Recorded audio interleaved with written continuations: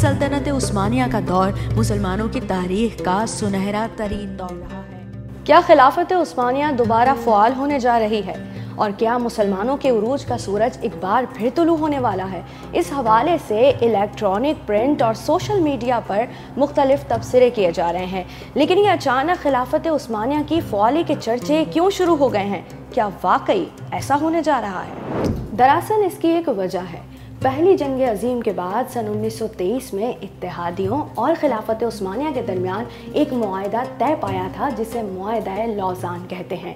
क्योंकि ये मुआहदा स्विट्ज़रलैंड के शहर लौज़ान में तय पाया था, इसीलिए तारीख में इसी नाम से याद रखा गया। अगले साल यानी सन 2023 में इस मुआहदे को 100 साल मुकम्मल होने जा रहे हैं और इसी वजह से इलेक्ट्रॉनिक, प्रिंट और सोशल मीडिया पर मुख्तलिफ तबसरे होते दिखाई दे रहे हैं। लेकिन आखिर ये मुआहदा क्यों किया गया था? दरअसल हुआ कुछ यूं कि सन 1914 से 1918 तक जारी रहने वाली पहली जंग अजीम में इत्तेहादी, जिनमें रोमन एम्पायर, बरतानिया, फ्रांस और सर्बिया शामिल थे, जर्मनी, हंगरी, ऑस्ट्रिया और खिलाफत उस्मानिया के खिलाफ चढ़ दौड़े। दो ग्रुप्स के दरमियान होने वाली इस आलमी जंग में ऑटोमन्स यानी उस्मानियों को शिकस्त उठानी पड़ी और वो अपने इत्तेहादियों समेत हार गए।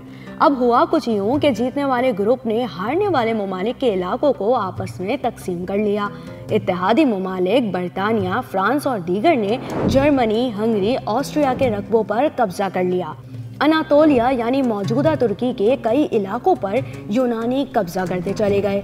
इत्तेहादियों ने न सिर्फ इन रकबों पर कब्जा किया बल्कि सख्त पाबंदियां भी लगाईं, जिनमें से एक पाबंदी के तहत उस्मानियों की फौज तकरीबन खत्म कर दी गई।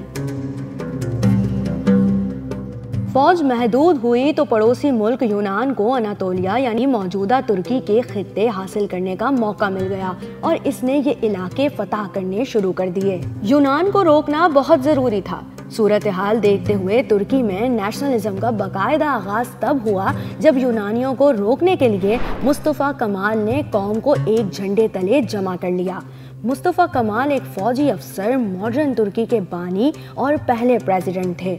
इस वक्त इनकी ये तरतीब काम कर गई और 1921 में तुर्कों ने यूनानियों को मुल्क से मार भगाया। मुस्तफ़ा कमाल ने 3 मार्च 1924 कानून साजी के जरिए खिलाफत और खलीफा के तमाम सियासी इख्तियारात खत्म कर दिए। इसे बाज़ मौर्रिखीन ने डिक्टेटरशिप का आगाज कहकर याद किया और इसीलिए कमाल अतातुर्क के हवाले से राय भी तकसीम देखी गई। इनकी जिंदगी का एक दस्तखत खिलाफत की फ़आली में रुकावट बन गया। इस तरह खिलाफत उस्मानिया का इख्तिताम हुआ और खलीफा का टाइटल खत्म कर दिया गया।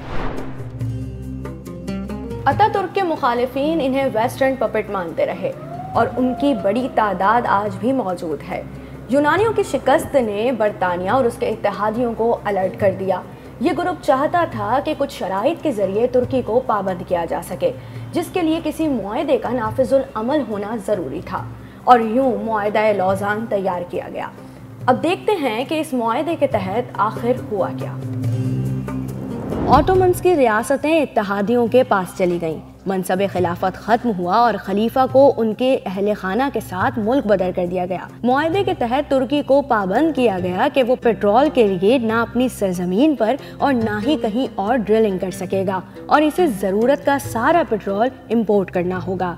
यही नहीं बल्कि तिजारत में इंतहाई अहम मानी जाने वाली बहरी गुजरगाह बास्फोरस, जिसके जरिए आज तकरीबन सालाना 45,000 जहाज गुजरते हैं, इसे आलमी समंदर बना दिया गया। यूं तुर्की को पाबंद किया गया कि वो गुजरने वाले जहाज़ों से टैक्स लेने का रवादार नहीं होगा। जुलाई 1923 में होने वाले इस मुआहदे में तुर्की ने अपने इलाकों से दस्तबरदारी कबूल कर ली और बदले में एक खुद मुख्तार रियासत के तौर पर खुद को दुनिया भर में तस्लीम करवा लिया। अब बहुत से लोग ये सोच रहे हैं कि अगर ये मुआहदा ख़त्म होता है तो वो इलाके जिनसे तुर्की माजी में दस्तबरदार हुआ था, जिनमें उर्दन, लबनान, इराक वगैरह शामिल हैं, क्या इन पर एक बार फिर तुर्की की हुक्मरानी होगी?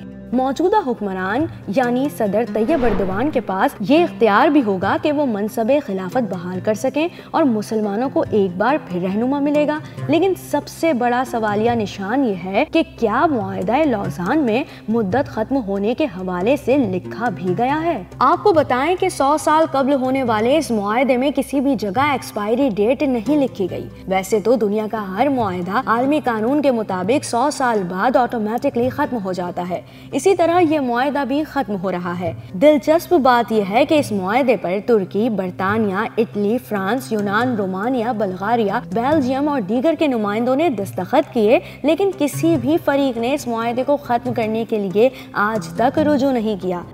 جہاں تک خلافت عثمانیہ کی فعالی کی بات ہے تو تاریخ پر نظر رکھنے والے اسے خواب سے زیادہ اہمیت نہیں دے رہے۔